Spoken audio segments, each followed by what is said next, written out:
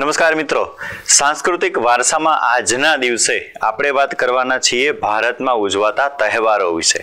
અલગ અલગ પ્રકારના આપણે અહીંયા વિચારધારાઓ ધરાવતા જન સમુદાયો, લોકો, માણસો, અલગ અલગ ધર્મ, સંપ્રદાય, દરેકના તહેવારો અલગ, દરેકના તહેવારોની ઉજવણીની રીત અલગ. આપણે અહીંયા વાત કરવાના છીએ ભારતના મુખ્ય અથવા તો અગત્યના જે તહેવારો ઉજવવામાં આવે છે એવા. તો શરૂઆતમાં ગણપતિ દાદાનો ફોટો અહીંયા રાખેલો છે અને આપણે આજના ટોપિકની શરૂઆત કરીએ ભારતના તહેવારો. તો જો સિક્વન્સમાં જોઈએ ગુજરાતી મહિનાઓ અનુસાર અથવા તો જાન્યુઆરી ફેબ્રુઆરી અનુસાર, તો એક બેઝિક સિક્વન્સ ગોઠવેલી છે જેમાં અમુક તહેવારો મેં સમજવા માટે આડાવડા લીધેલા છે, બાકી બધા સિક્વન્સમાં છે. તો સૌથી પહેલા વર્ષની શરૂઆત કરીએ તો આપણે એક તહેવાર આવે 14મી જાન્યુઆરીએ, જેને આપણે ઓળખીએ છીએ મકર સંક્રાંતિના નામે. જ્યારે સૂર્યનારાયણ છે, આપણી જે વૈદિક પરંપરા, ધર્મ અને કુંડળી યોગ નક્ષત્ર અનુસાર સૂર્ય છે, એ સૂર્યનારાયણ દેવ જ્યારે મકર રાશિમાં પ્રવેશ કરે છે, ધન રાશિમાં હોય છે, અહીંયાથી મકર રાશિમાં પ્રવેશ કરે છે, તો પ્રવેશ થાય છે મકર રાશિમાં, એટલે પ્રવેશને કહેવાય સંક્રાંત. તો આ જે તહેવાર બને છે એનું નામ બને છે મકર સંક્રાંતિ. મકર રાશિમાં હવે સંક્રાંતિ કરે છે સૂર્યનારાયણ. તો આ મકર સંક્રાંતિને આપણે બીજા કયા શબ્દમાં ઓળખીએ છીએ? ઉત્તરાયણ. ઘણી બધી પુસ્તકોમાં ભૌગોલિક રીતે ડિસેમ્બર મહિનાની તારીખો આપેલી હોય છે, ભૌગોલિક રીતે એ સાચું, પણ આપણે તહેવાર જોઈએ છીએ. તો સાંસ્કૃતિક રીતે 14મી જાન્યુઆરીએ જે તહેવાર ઉજવાય છે એ છે મકર સંક્રાંતિ અથવા તો ઉત્તરાયણ. આ ઉત્તરાયણ વિશે ઉલ્લેખ ઘણા બધા ગ્રંથોમાં મળી આવે છે. એવો પણ ઉલ્લેખ ઘણી જગ્યાએ મળી આવે છે કે રામ ભગવાન છે એમને પણ પતંગ ઉડાડેલી હતી. હવે એ યુગ એવો છે કે જેના કદાચ આપણને ડાયરેક્ટલી પુરાવાઓ નથી મળી શકતા, પણ ધાર્મિકતાની રીતે આપણે એને સાચું જ માનીએ છીએ. તો એ યુગથી ચાલુ કરીને ચીનમાં પણ પતંગ ઉડાડતા હતી હજારો વર્ષો પહેલા, એવા ઉલ્લેખો મળી આવેલા છે. ત્યાંની પતંગો પણ બહુ અલગ અલગ શેપના, અલગ અલગ ડિઝાઇનની હોય છે. તો એ જ ઉત્તરાયણ આપણે અહીંયા ગુજરાતમાં પણ ખૂબ મોટા પાયે ઉજવવામાં આવે છે. તો આ એક બાબત થઈ ઉત્તરાયણની, જે સૌથી વધુ ઉજવાય છે આપણા ગુજરાતમાં, અન્ય રાજ્યોમાં પણ ઉજવાય છે. તો આ ઉત્તરાયણની સાથે સાથે બીજી વસ્તુ જોઈએ તો 14 જાન્યુઆરીએ આપણા ગુજરાતમાં જેમ ઉત્તરાયણ ઉજવાય છે એવી જ રીતે દક્ષિણ ભારત છે ત્યાં પણ એક તહેવાર ઉજવાય છે જેનું નામ છે પોંગલ. તો આ પોંગલ છે એ દક્ષિણ ભારતનો એક તહેવાર છે. પોંગલ આમ જોવા જવું તો એક વાનગીનું નામ પણ છે. ચોખા, આપણે જ્યારે ગુજરાતમાં હમણાં સિઝન આવશે તો આપણે ઘઉં ભરતા હોઈએ, આખા વર્ષના ઘઉં એક સાથે લઈ લેતા હોઈએ છીએ, અથવા તો ખેડૂત હોય તો એ જ્યારે પાકની લણણી કરીને ઘઉં પોતાના ઘરે લાવે તો આપણે જનરલી એવું કરતા હોઈએ કે નવા ઘઉં છે તો એમાંથી લાડવા કે બીજું કોઈ મિષ્ટાન બનાવી અને આપણે ભગવાનને પહેલાં ધરીએ કે આ નવા વર્ષના ઘઉં, નવા ઘઉં આવ્યા છે તો પહેલાં ભગવાનને ધરીએ, પછી આપણે આપણા માટે યુઝ કરવાનું ચાલુ કરીએ. એવી રીતે જ્યારે દક્ષિણ ભારતમાં ચોખાનો પાક લણવામાં આવે અથવા તો નવા ચોખા ઘરમાં આવે તો એ ચોખાની એક રાબ પ્રકારની એક વાનગી બનાવવામાં આવે છે. એ વાનગીનું નામ છે પોંગલ. તો એ પોંગલના નામે જ આખો તહેવાર ઉજવાઈ જાય છે. એ પણ ક્યારે હોય છે? ઉત્તરાયણની જ સાથે, એટલે કે 14મી જાન્યુઆરીએ. ભૌગોલિક રીતે ઘણા બધા ચેન્જ થાય. કુંડળી જોતા અથવા તો આપણે ગ્રહ નક્ષત્ર જોતા ક્યારેક હમણાં 1-2 વર્ષ પહેલા એવું હતું કે 15મી જાન્યુઆરીએ ઉત્તરાયણ હતી. તો એ થોડા ઘણા ફેરફારો અમુક વર્ષો પછી જોવા મળે છે. કદાચ આજથી અંદાજિત 850 વર્ષ પછી 15મી જાન્યુઆરી આપણે ઉત્તરાયણ ઉજવતા હશું, બરાબર, જે ગ્રહ નક્ષત્રને આધારે આપણે જોઈએ તો. તો આ પોંગલ છે એ પણ 14 જાન્યુઆરી, હાલમાં ઉત્તરાયણ છે એ પણ 14 જાન્યુઆરી જ ગણવાનું છે. તો આ બે તહેવારની આપણે અહીંયા વાત થઈ. અહીંયા પતંગ ઉડાડતો હોય એવો એક વ્યક્તિ અને બીજો પાછળ એક વ્યક્તિ છે, તો આ પતંગ ઉડાડે છે અને ખૂબ આપણા ગુજરાતમાં ઇકોનોમિકલી જોવા જાવ પણ તો પણ આ તહેવાર છે એ ખૂબ જ અગત્યનો છે. પતંગોનું વેચાણ, દોરાઓનું વેચાણ બહુ જબરજસ્ત હોય છે. સુરત બાજુ, અમદાવાદ બાજુ, એ બાજુ આ તહેવારોનું ખૂબ અઢળક મહત્વ હોય છે અને માણસો સવારથી ધાબા ઉપર એટલે કે અગાસી ઉપર નાસ્તો, ચીક્કી ને એવું બધું ખાવાના રિવાજ છે. એ બધું લઈને ઉપર ચડી ગયા હોય તો બપોરનું જમવાનું ત્યાં જ હોય ને સાંજનું ત્યાં જ હોય ને તુક્કલ, જેને ફાનસ કહી શકાય, એવું પણ રાતે બહુ માણસો ચગાવે છે. ઘણીવાર એ ચાઇનીઝ તુક્કલ આવે છે, જેના કારણે પશુ પક્ષીઓને સાંજે અંધારામાં નુકસાન થાય છે. તો એનું પણ ઘણીવાર વિરોધ હોય છે, ઘણીવાર મનાઈ કરવામાં છે ચાઇનીઝ પ્રોડક્ટ્સ યુઝ કરવાની, આવું બધું પણ એમાં હોય છે. તો આ મકર સંક્રાંતિ સુરત જિલ્લામાં પતંગ છે એના માટેનો એક શબ્દ છે એ છે કનકવો. કનકવો, પતંગને કનકવો કહેવાય સુરતી ભાષામાં. તો ક્યારેક ક્યારેક પૂછાય કે કનકવો એટલે શું, તો એ પતંગ છે. અને ભાષા તો ગુજરાતી જ છે પણ બોલી પ્રમાણે કહી શકાય કે કનકવો એટલે પતંગ. તો આ ઉત્તરાયણની વાત થઈ થોડી બેઝિક. ત્યાર પછી આગળ વધીએ તો બીજો એક તહેવાર છે, અંદાજિત માર્ચ મહિનામાં આવે છે. એ તહેવાર છે મહાશિવરાત્રિ. જો કોઈ એમ પૂછે કે શિવરાત્રિ ક્યારે હોય, તો આપણો પ્રશ્ન એવો જવાબ સામે એવો જોઈએ કે કઈ શિવરાત્રિનું પૂછો છો. કારણ કે જો ખાલી શબ્દ શિવરાત્રિ હોય ને તો શિવરાત્રિ દર મહિને હોય. દર મહિનાની વદ તેરસ એ શિવરાત્રિ જ હોય. ઘણા એવા સારા મંદિરો છે જ્યાં ઉપાસના સાચી રીતથી થતી હોય, સાચી ઢબથી થતી હોય, તો ત્યાં દર મહિનાની વદ તેરસે શિવનો અભિષેક આ તે બધું સ્પેશિયલી હોય છે કારણ કે શિવરાત્રિ છે. અને અહીંયા આપણો પ્રશ્ન છે મહાશિવરાત્રિ. તો મહાશિવરાત્રિ છે એ મહા મહિનાની વદની તેરસ છે. આ મહાવદ તેરસ છે એ મહાશિવરાત્રિ છે, આખા વર્ષની સૌથી મોટી શિવરાત્રિ. આ મહાશિવરાત્રિના દિવસે ઘણા બધા મંદિરોમાં શિવ પાર્વતીના લગ્નના બધા ફ્લોટ તૈયાર કરેલા હોય છે. પણ સાંસ્કૃતિક રીતે જોવા જાવ તો મારું જેટલું વાંચન છે, મેં જેટલી કથાઓ આ તે બધું અંદર ઉતારેલું છે, એમાં મને જનરલી એવો જ ઉલ્લેખ મળેલો છે કે શિવ ભગવાને તાંડવ કરેલું અને એ તાંડવ સમયે તાંડવને રોકવા નકર તો બ્રહ્માંડનો સત્યાનાશ થઈ જાય, તો બ્રહ્માંડનો વિનાશ થતા બચાવવા માટે જ્યારે એમના ઉપર અભિષેક કરવામાં આવ્યો હતો શંકર ભગવાનને શાંત કરવા માટે, એ દિવસ મહાવદ તેરસ એ મહાશિવરાત્રિ છે. ક્યાંય શંકર પાર્વતીના લગ્નનો ઉલ્લેખ જનરલી ક્યાંય જોવા મળતો નથી. પણ એ અલગ વાત થઈ ગઈ ધાર્મિકતા. આપણે તો સંસ્કૃતિ વારસા પેપરનું ધ્યાન રાખવાનું છે. તો પરીક્ષાઓમાં પૂછાય મહાશિવરાત્રિ ક્યારે ઉજવાય, તો મહાશિવરાત્રિ મહાવદ તેરસના દિવસે ઉજવાય. 14નો ઘણીવાર ક્ષય હોઈ શકે અને ત્યાર પછીનો જે દિવસ આવે વદ છે એટલે એના પછી શું આવવાનું છે, હંમેશા અમાસ. તો આ થઈ મહાશિવરાત્રિની વાત. મહાશિવરાત્રિનો મેળો ભારતમાં જેટલા પણ શંકર મંદિરો છે બધાય મંદિરોએ શિવરાત્રિની ઉજવણી તો હોય જ, ઉપરાંત મેળાઓના આયોજન પણ હોય. બહુ મોટા મોટા મેળાઓ, મહાકાલેશ્વર હોય કે ગમે તે હોય, શિવ ભગવાનનું મંદિર હોય એટલે એમનો દિવસ આવે એટલે મેળાઓ બહુ મોટા પાયે હોય. અહીંયા જે ફોટો મૂકેલો છે આ ફોટો છે આ ભવનાથ મહાદેવનું મંદિર છે. આ ભવનાથ મહાદેવ, આ પાછળ જે પંચઅગ્નિ અખાડા છે ત્યાં બહુ મોટું આ રીતે શિવલિંગના શેપની આખી બિલ્ડિંગ બધું બનાવેલું છે, બહુ જબરજસ્ત છે. અહીંયા પાછળ આ મોઢું જેવું દેખાય છે, આમ સાઈડ ક્રોસ તમે જુઓ તો અહીંયાથી મોઢું, નાક ના તે બધું આખો એક મુખારવિંદ છે. આ ગિરનાર છે, જે ગિરનાર હિમાલય કરતાં પણ જૂનો છે એવી લોકવાયકાઓ, કથાઓ અને જીઓલોજીકલી એ બધું પ્રૂવ થયેલું. તો આ ભવનાથના મંદિરમાં પણ મહાશિવરાત્રિનો મેળો બહુ મોટા પાયે ઉજવાય છે. આને એવું કહી શકો કે મિની કુંભ એનો દરજ્જો પણ મળેલો હોય, એટલે મોટા પાયે ઉજવણી હોય. હવે શું કરવા ભવનાથનો મેળો આટલો બધો મહત્વ ધરાવે છે? બીજા ઘણા બધા મંદિરોએ, શંકર મંદિરોએ મેળા થાય છે.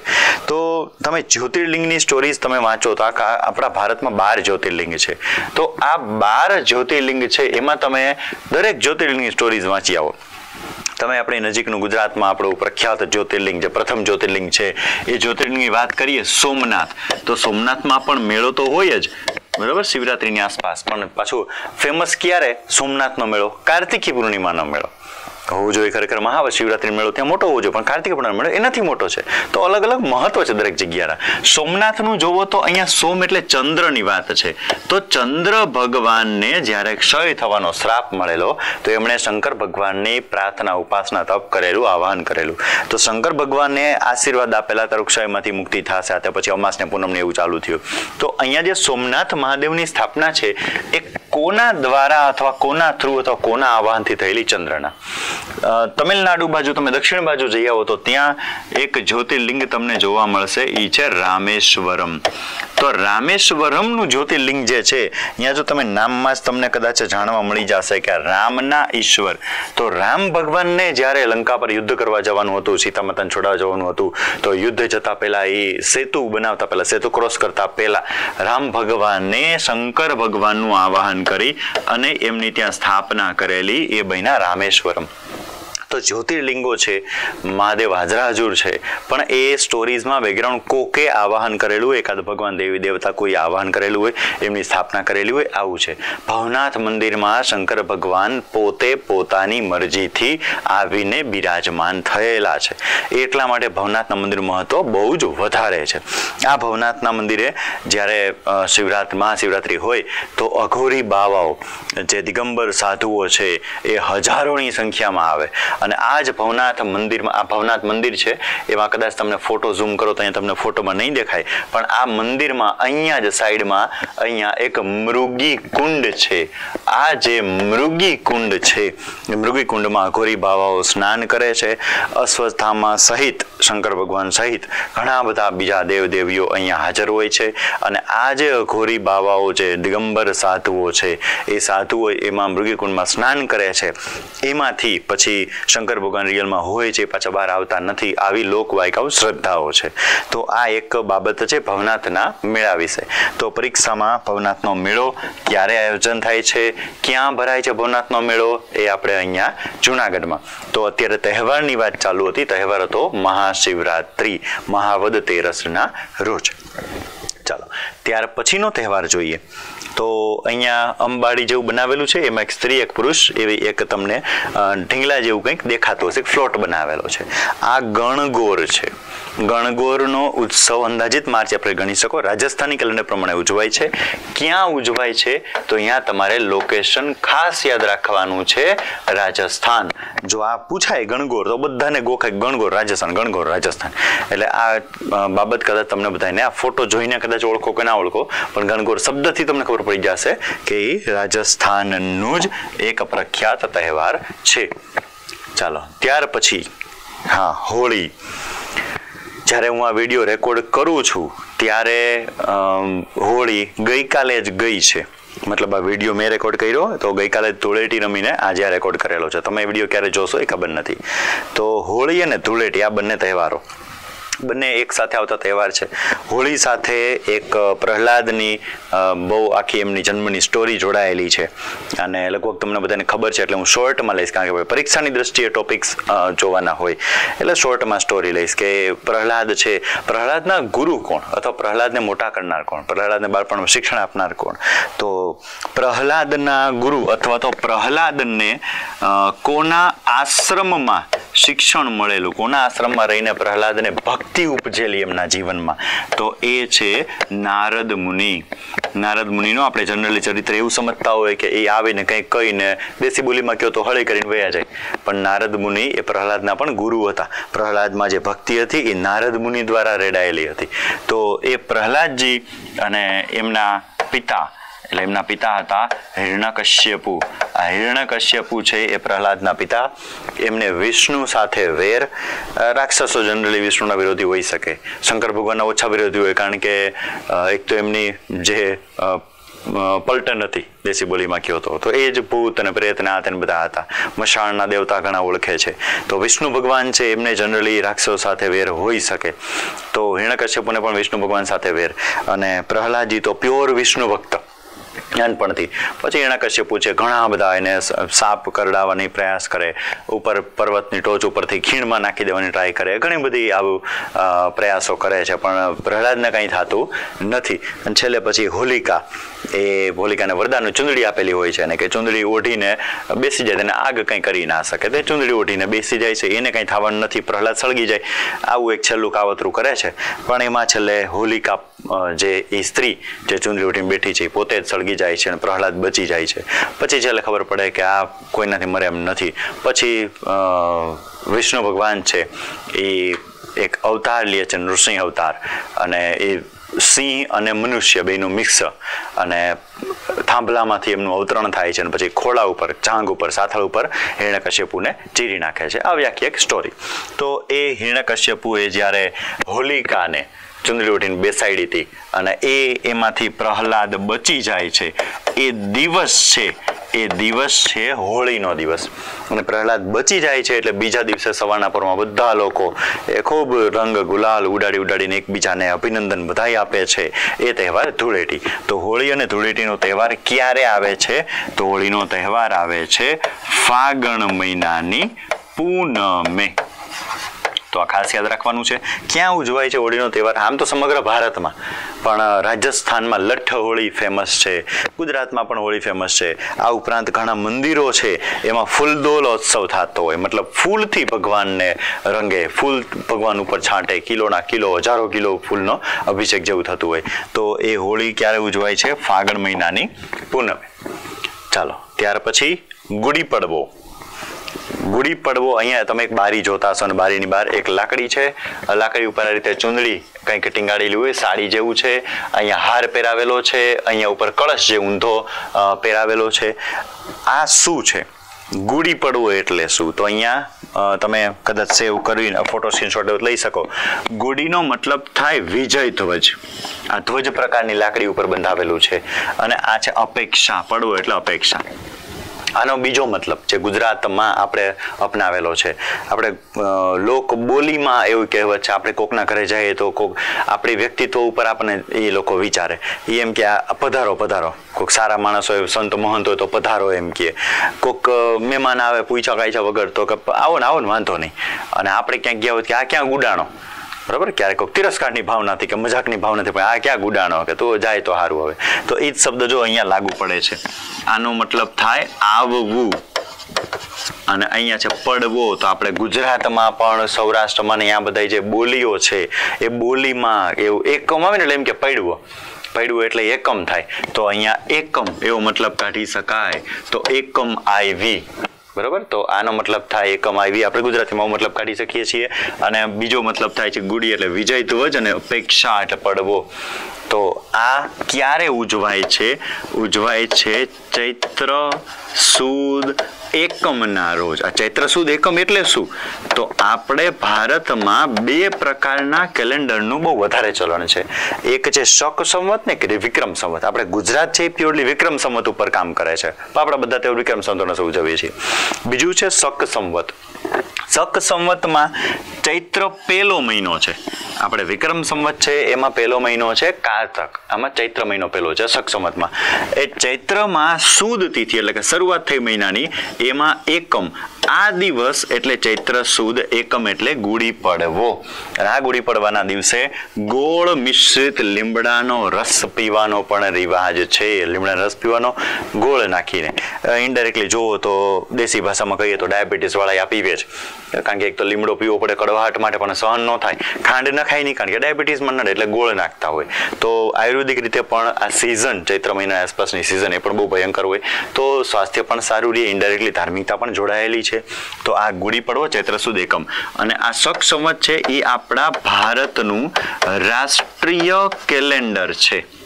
એટલે એવું કહી શકાય કે રાષ્ટ્રીય કેલેન્ડર પ્રમાણે બેસતું વર્ષ ઉજવતું રાજ્ય કયું છે? મહારાષ્ટ્ર.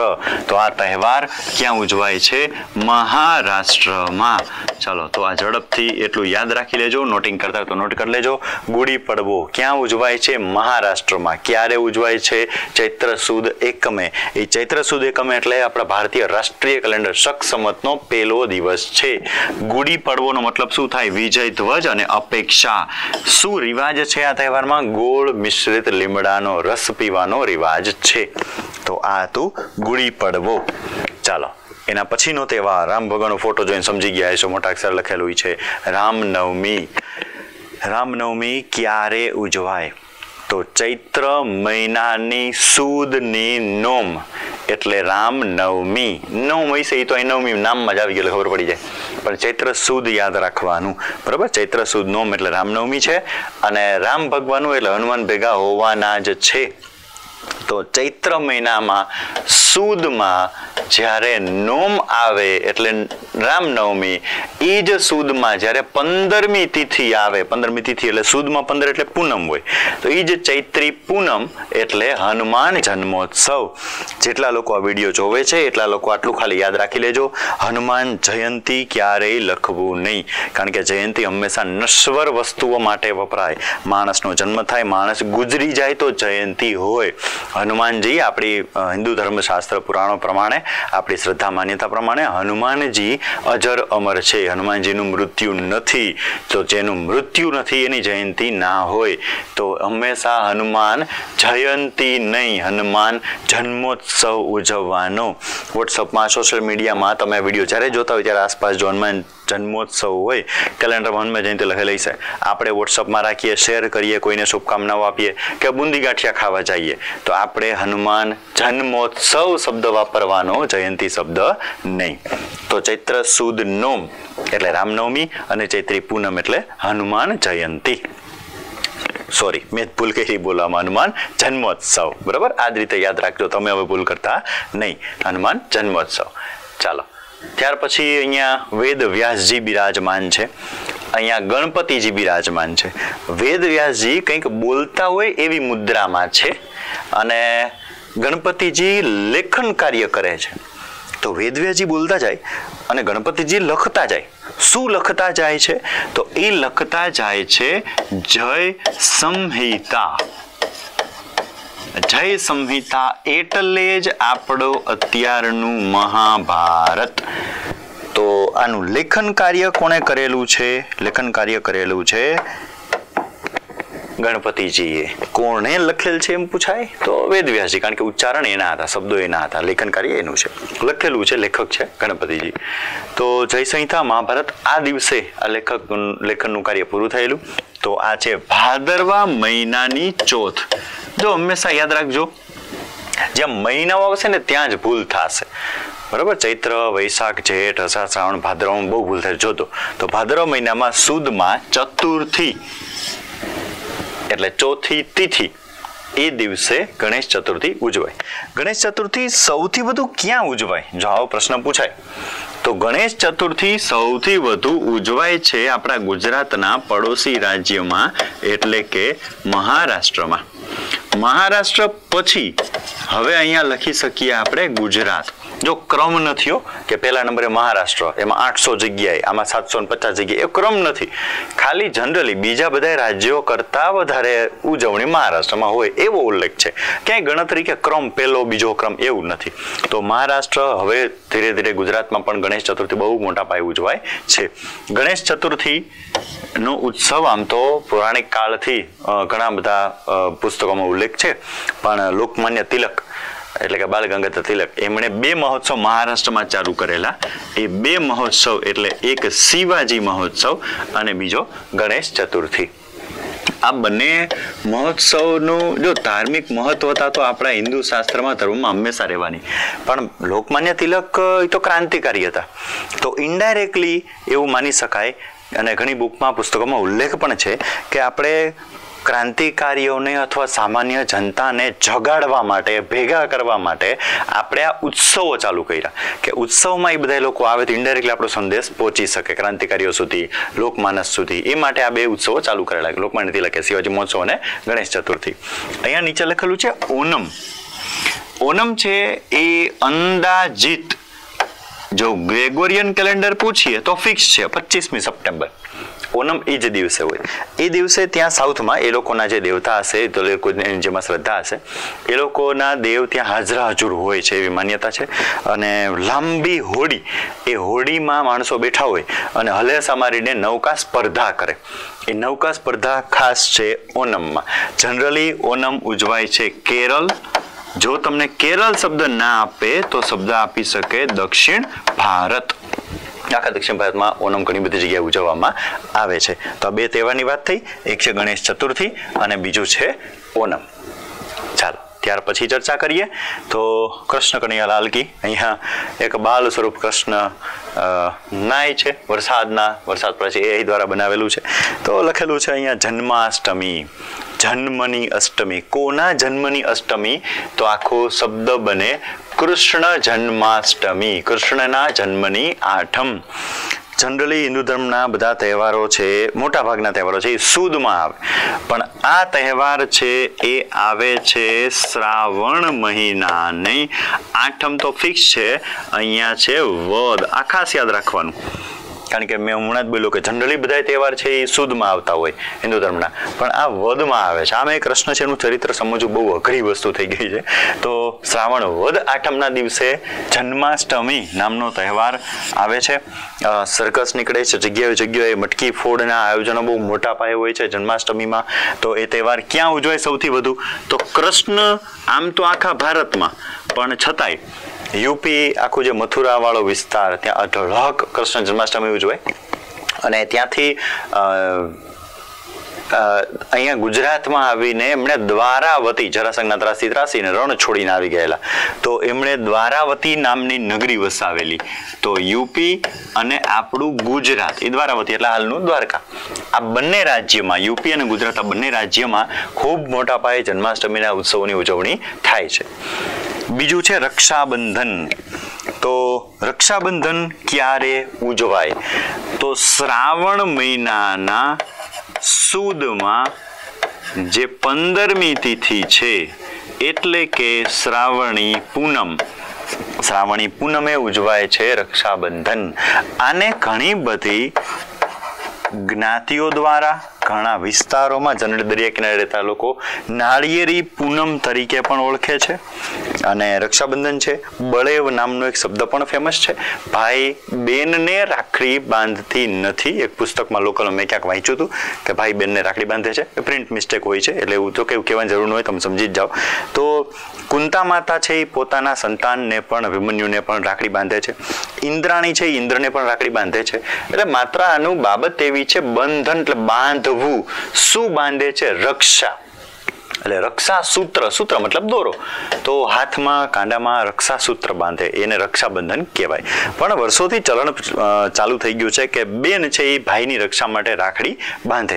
તો રાખડી ઓકે, અત્યારે હાલમાં બેન ભાઈ એટલું જ રહી ગયું છે, પણ માતા પણ દીકરાને બાંધતી, એવા આપણા પુરાણોમાં ઉલ્લેખ મળે છે, મહાભારતમાં ઉલ્લેખ મળે છે. યુદ્ધ વખતે ઇન્દ્રને કાંઈ ના થાય, એની પત્ની પણ રાખડી બાંધે છે. તો એ રક્ષાબંધનની વાત છે. ગુરુ એના શિષ્યોને પણ રક્ષાબંધન કરે છે. તો આવી ઘણી બધી બાબતો અલગ અલગ છે, પણ આપણે વિચારધારા અનુસાર જો એમને અપનાવીએ તો બેન છે એ ભાઈને રક્ષા માટે હાથમાં કાંડામાં એ રક્ષા સૂત્ર બાંધે છે. ક્યારે બાંધે છે? શ્રાવણી પૂનમના રોજ. તો એ તહેવાર છે રક્ષાબંધન. ક્યાં ઉજવાય રક્ષાબંધન સૌથી વધુ?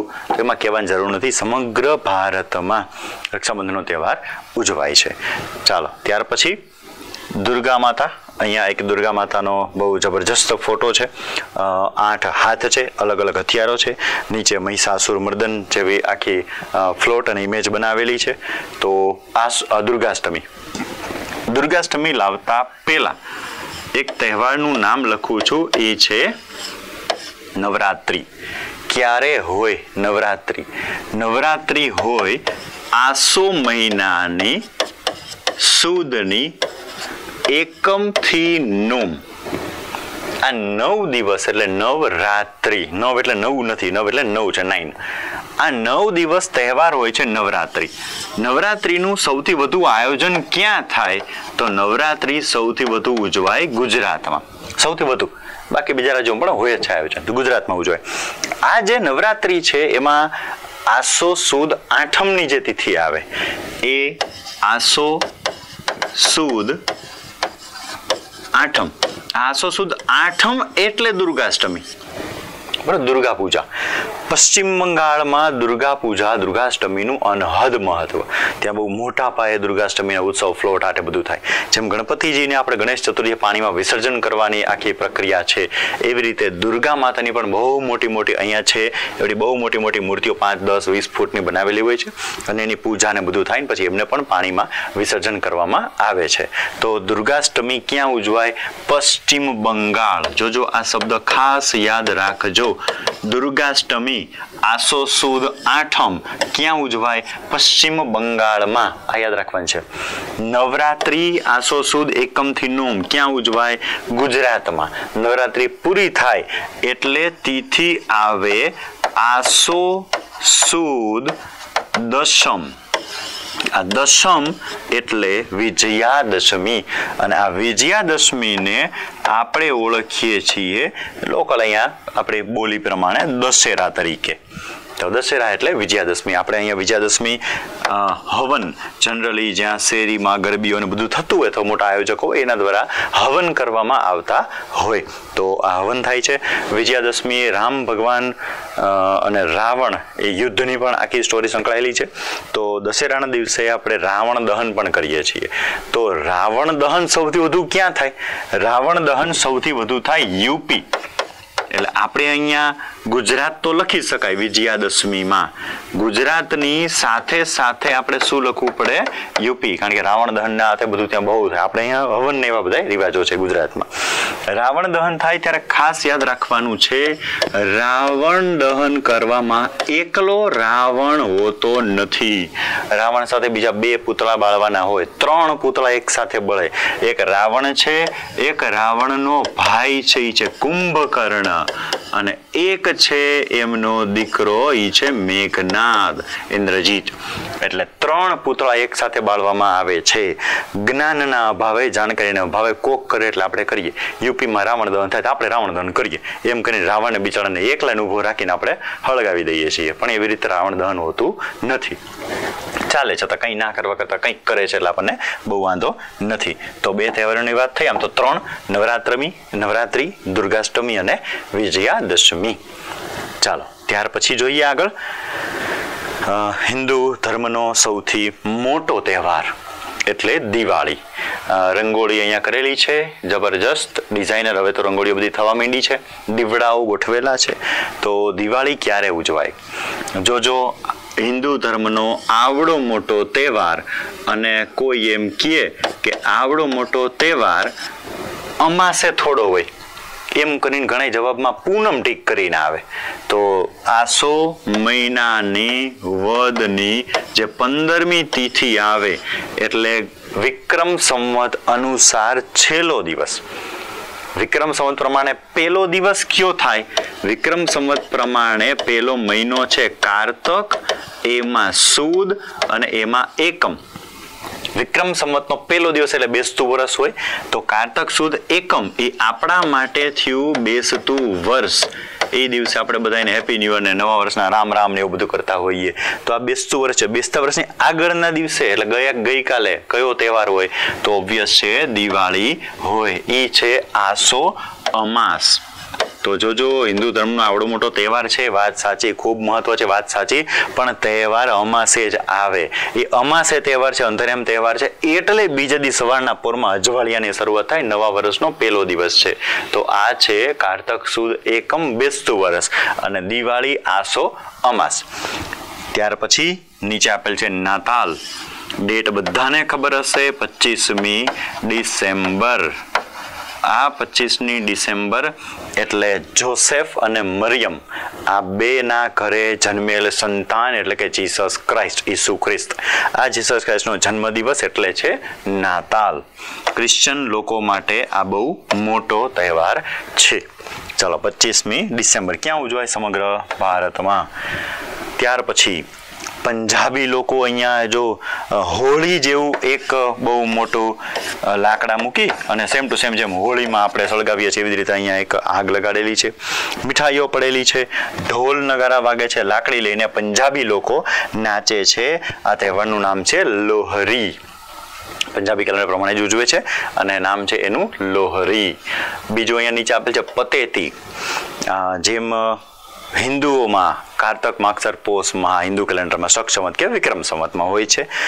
મુસ્લિમ કેલેન્ડરમાં જે હિજરી સંવત નામ છે એ હિજરી સંવતમાં પણ જિલહજ નામનો મહિનો છે, રવિ ઉલ અવલ નામનો મહિનો છે.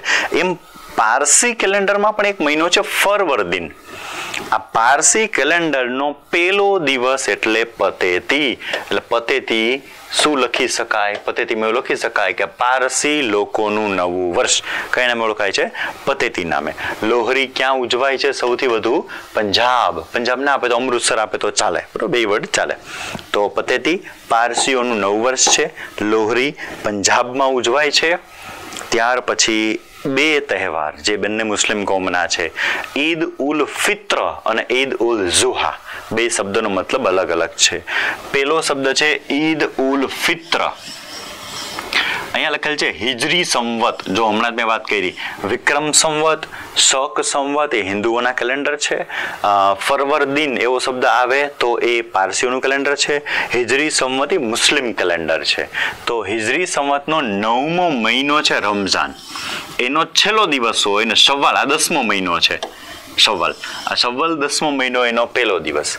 ત્યાં આવે છે ઈદ ઉલ ફિત્ર, જેને ઘણા બધા આપણે અહીંયા બોલી કહી શકીએ ને કે લોકલ લોકો જેને શબ્દ નામથી ઓળખતા હોય એ છે મીઠી ઈદ. બરાબર, તો આ મીઠી ઈદ તરીકે ઓળખાય છે ઈદ ઉલ ફિત્ર. નીચે આપેલું છે ઈદ ઉલ ઝુહા. તો અહીંયા ઝિલહિજ્જા, જેને ઝિલહજ એવું લખેલું હોય, તો ઝિલહજ નામનો મહિનો છે હિજરી સંવતમાં, એનો 12મો મહિનો છે. અને આ હિજરી સંવત ઝિલહજનો 10મો દિવસ એટલે કે બકરી ઈદ, એટલે ઈદ ઉલ ઝુહા. બંને મુસ્લિમ કેલેન્ડરના બે ફેમસ, મુસ્લિમ કોમ્યુનિટીના બહુ ફેમસ તહેવારો છે, ઈદ ઉલ ફિત્ર અને ઈદ ઉલ ઝુહા. તો આ આપણે જે વાતો કરીએ છીએ એ બધી વાતો થઈ ભારતના પ્રખ્યાત તહેવારોની. આના સિવાય ભારત સરકાર દ્વારા જે તહેવારો ઉજવવામાં આવતા હોય, અમુક ઉત્સવો આયોજનો હોય, એને આપણે અલગ કરંટ અફેર તરીકે પાકા કરતા હોઈએ છીએ. તો ધાર્મિક તહેવારો જેટલા જોવાના હતા એ આપણે અત્યારે અહીંયા જોઈ લીધા. આજનો ટોપિક આટલો રાખીએ છીએ. નેક્સ્ટ લેક્ચરમાં ફરી પાછા નવા ટોપિક સાથે મળશું.